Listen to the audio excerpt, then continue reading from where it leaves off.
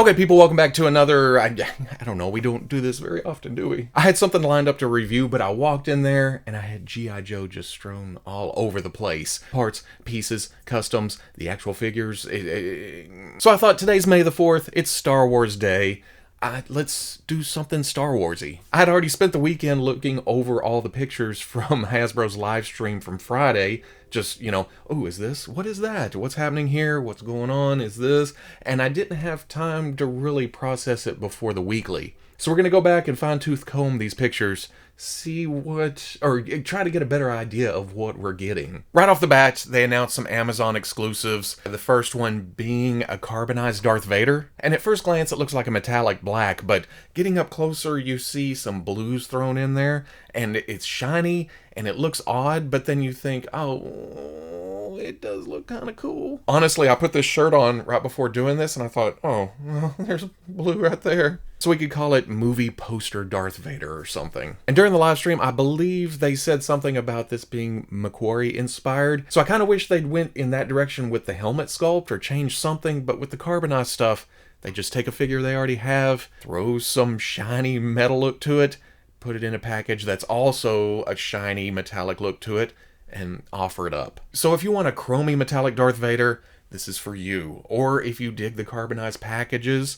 this is for you. But if you don't care about any of that, you already have your Darth Vader, and you just look at this and go, oh, well, that looks like ass. This isn't for you. You can just look and then pass on by and buy something else. Yay, money. One of their other Amazon exclusives, we'll talk about this here in a minute, is the Empire Strikes Back 40th Anniversary Retro Carded Han Carbonite. I think this is done purely to get this to people that didn't get the San Diego Comic-Con Boba Fett set. At the time they said we will find another way to put this out, and then how many years has that been? 5, 6? They're finally getting it out there. I'll probably say this several times through this video, but I'm a sucker for this carded stuff. It just speed bags the hell out of my nostalgia. Thankfully, this is only $15. Well, I say only. Yeah, it's a slab of plastic. There's no joints. It's just one mold. Pour it, put it in the package, send it on. But $15 is cheaper than the mainline, right? I mean, there's some kind of deal there. But probably my favorite releases, at least from the Amazon exclusive variety, would be the 2-pack with Zuckuss and Forlom. There's a lot to unwrap here, and I didn't even notice half the stuff right off the bat. You see that it's Forlom, it is Zuckuss, they're on the Empire Strikes Back 40th Anniversary Retro cards, which is amazing, goes along with the rest of the set, and at first I thought I only need one 2-pack, because I already have these figures, they're already out. If they're on the card, they can go with the rest of the cards. And a lot of people who weren't around for the vintage line started noticing that the Zuckuss and Forlom nameplates were reversed. And that's because on the vintage cards, they were reversed. I guess Kenner assumed wrong that Forlom was Zuckuss and Zuckuss was Forlom. And as a kid, I don't remember why I felt that was wrong. They were never named in the movie, but somehow, some way, I knew that Forlom was Zuckuss and Zuckuss was Forlom. Maybe it was because the Forlom sounds more like a droid designation, and Zuckuss sounds more like just a name for an alien dude. Or it was in a book, or novelization, comic, something. So yeah, sweet, retro carding, going on the shelf. Then I realized I need 2 sets because they actually did the same thing they did with Boba Fett at San Diego last year, and put these 2 figures in their original Kenner paint jobs too. Oh, Hasbro, you sons of bitches. For Forlom, on the version we already have, it has the rusted look in the little nooks and crannies, it has the green eyes with the gold sparkle, and it's an overall realistic, accurate look from the movie. But if you remember back to those original Kenner figures, they didn't look like that. On this new retro card, Forlom has more of just straight gray, silverish, sparkly kind of body. The eyes are blue, no gold, it's black in the little crevices, and then the red dot on the nose. Again, just like that vintage figure. The vintage figure didn't have the insignia on the chest. I don't know why Hasbro did that. Maybe they decided to throw a little movie accuracy in there, or in case you want to use this for your display. I don't know. I don't work for Hasbro. And then for Zuckuss, it's not a drastic change until you put them side by side and you realize, oh, the jacket's lighter, the harness and gear on the front is darker, and then the skin tone is a little bit lighter, but then the mouth, muzzle, mask piece that's darker than what we got. Again, the one we have right now is more movie accurate. The Kenner inspired one is in those vintage colors. So you look at it and you think, oh yeah, that one's right. Oh no, it's not right, because the original wasn't quite right. The new one's actually, but memories will mess with you hardcore. So I feel like I need another set to put those characters on the shelf or in pictures, or I don't know. Hasbro. The listings for all three of these releases went up on Amazon, but it never went for sale. It was said that Amazon is focusing on essentials at the moment. Instead, all these went up on Hasbro Pulse over the weekend. Carbonite Vader is $25. Han and Carbonite is $15, and then the Forlom Zuckuss set is $50. Carbonite Vader is scheduled for the 1st of August, while the other two are the 1st of July. This makes me wonder if these were originally scheduled for San Diego. Could these have been the exclusives? Getting to a non-exclusive release, we get the Star Wars Black Series Luke Skywalker and Yoda Jedi Training 2-pack. And essentially, this is all new sculpt for both Luke and Yoda. Well, looking at the Yoda head, I can't quite tell if the head itself is reuse. But the body is definitely smaller. It feels more proportionate when standing next to Luke. And we can't see under the robe, but from what we can tell, the arms do seem to have a little bit more articulation. But I think the bigger draw with Yoda, at least, besides the better proportions, would be the alternate head with the eyes closed. He's concentrating, he's using the Force, he's getting it out there, he's working. For Luke, it's an all-new sculpt, which is sort of weird because they could have used, at least from the waist down, the Bespin Luke. Well, I say that, and then I think back and remember that Bespin Luke, the leg movement wasn't the greatest. You can't put him in a standing up straight position. So here, I guarantee the hips are better, but the single knees, Hasbro is easing us into this change. And as far as functionality is concerned, I don't like it. But in a neutral position, I have to admit that it looks good. It looks more seamless than double knees does. But you get to bending the knees, it looks a little bit odd, or maybe it just looks different. Maybe it's something we have to get used to. Because as good as the double knees bend, I have seen complaints of how much it breaks it up, especially on characters with baggier pants. The knee comes out, it goes flat, it goes in, the kneecap kind of floats. So I can see the rationale here, but I don't know if it's better. It's the same for the single elbows, but I will give them credit. They have been improving it as it's went along. It may look a little canyony, you know what I mean? That the cut goes down, but some of these shots has excellent elbow movement. And plus, from Hasbro's point of view, this is less parts. With a double knee, a double elbow, you have a part, a pin, a part, a pin, a part. That's 5. With the single hinge pinless look here, it's part, it's part, it's part. So that's 3. From a manufacturing standpoint, this is actually cheaper on their part. And maybe they had to do that to keep prices low. This line doesn't have a lot of reuse. They may be looking for cost-cutting measures where they can find it. Also, no waist on this figure, but with the joint up under the pecs, mid-torso, we're going to get hula hoop action with that. We're going to get tilt. We're going to get crunch. We're going to get turn. And honestly, it's a more natural way of doing it. I mean, when you turn, it turns here. It doesn't turn directly above your hips.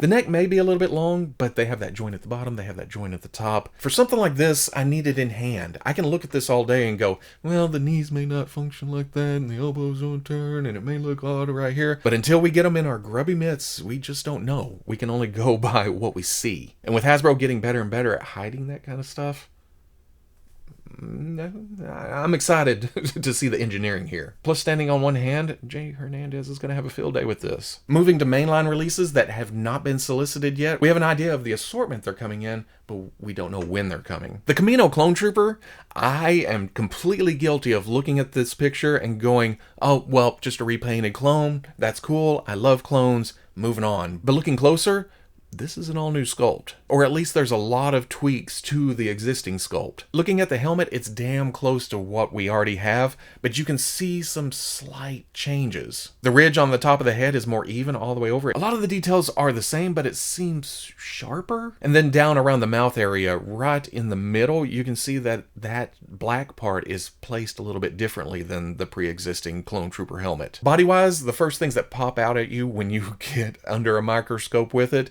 Single elbows, single knees. But I believe the knee pads and the elbow pads are separate pieces just floating around the joints. This is kind of disappointing because we were just getting functional double elbows with the clone commanders. So in my brain, single hinge just feels like a step back. But if it achieves at least the same amount of range as the original clone trooper, which I'll admit in the elbows wasn't that great, I can't really fault them for going this way. Plus, none of these poses give us an idea of how far the joints actually go. I'm afraid with the separate knee pads and elbow pads, it'll get in the way of the joints. There's just no way around it. That band comes around, it's hard plastic, you bend, it hits, it's gonna... Now, it took me a minute to realize that the knees were actually single, but if you look above the boot line, there's no cuts, there's no nothing until you get above the knee pad, closer to the thigh armor. But if you zoom in closer to the shoulder area, there are butterfly joints, so that'll help out with weapon handling. That means a new torso too, right? And then hopefully the hips are better. In fact, I'd like to see the Star Wars guys steal the drop-down hips from the G.I. Joe guys. That'll help tremendously with characters like this where the armor crashes in places. And then as much as I love the Zuckuss and Forlom pack,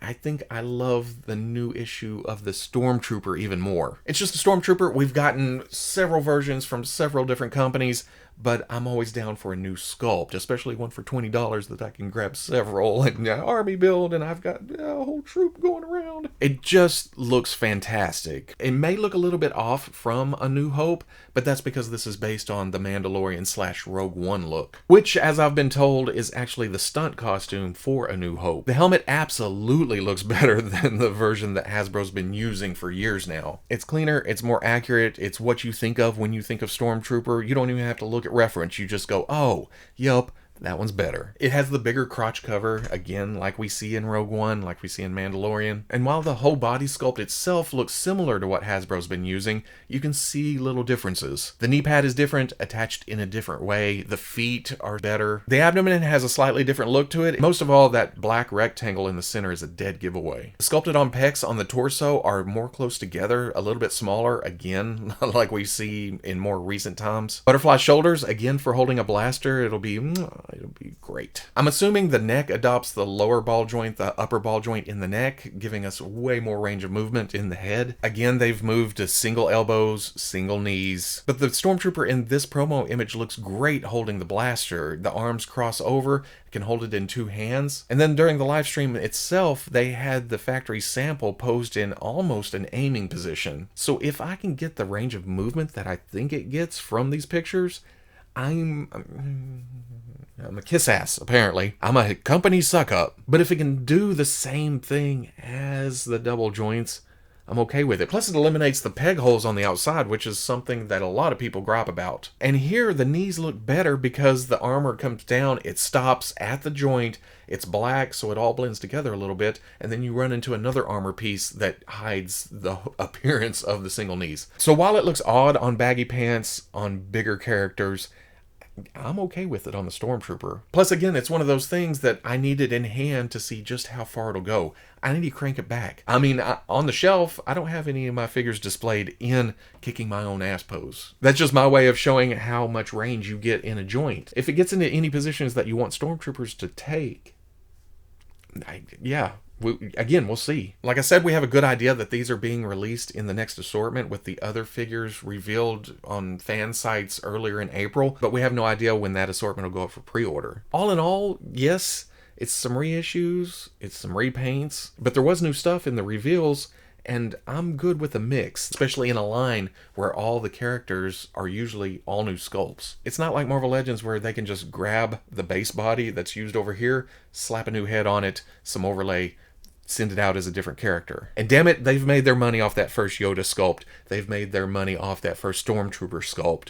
I'm okay with getting new looks for that. And let's start the process over again. If it's more accurate, if it's better, I will buy multiples. It kind of sucks though. At GameStop, I have the Gamer vs. Stormtrooper Commander on pre-order. And then just this morning, in the US at least, they put up the Shadow Stormtrooper for pre-order. I have both of those there, but it uses the old mold for the Stormtrooper, right as they're announcing a new mold for the Stormtrooper. I can understand the reasoning. They're just now getting this thing molded up. They're getting those last dollars. I understand all that.